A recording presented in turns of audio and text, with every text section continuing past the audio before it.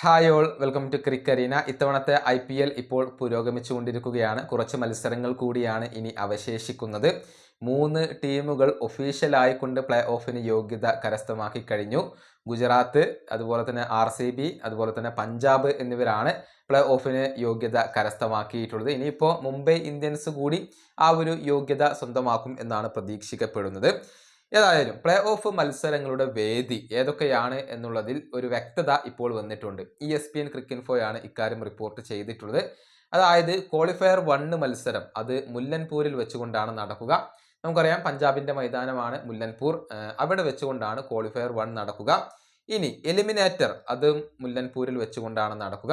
അതിനുശേഷമാണ് അഹമ്മദാബാദിലെ സ്റ്റേഡിയത്തിലേക്ക് കാര്യങ്ങൾ വരുന്നത്.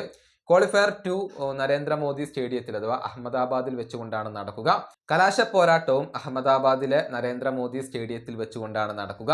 ഇതാണ് ESPN ക്രിക്കിൻഫോ ഇപ്പോൾ പുറത്ത് വിട്ടിട്ടുള്ള വിവരങ്ങൾ. അതായത് ക്വാളിഫയർ 1ഉം എലിമിനേറ്ററും മുല്ലൻപൂരിലും ബാക്കിയുള്ള 2 മത്സരങ്ങൾ നരേന്ദ്രമോദി സ്റ്റേഡിയത്തിലും ആയിക്കൊണ്ടാണ് നടക്കുക. ഏതായാലും ഇനിയിപ്പോൾ പ്രധാനമായും 2 കാര്യങ്ങളാണ് അറിയാനുള്ളത്.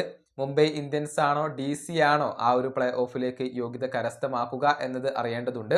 മാത്രമല്ല ആദ്യ 2 സ്ഥാനങ്ങളിൽ ആര് ഫിനിഷ് ചെയ്യും എന്നുള്ളതും വളരെ നിർണായകമായ കാര്യങ്ങളാണ്.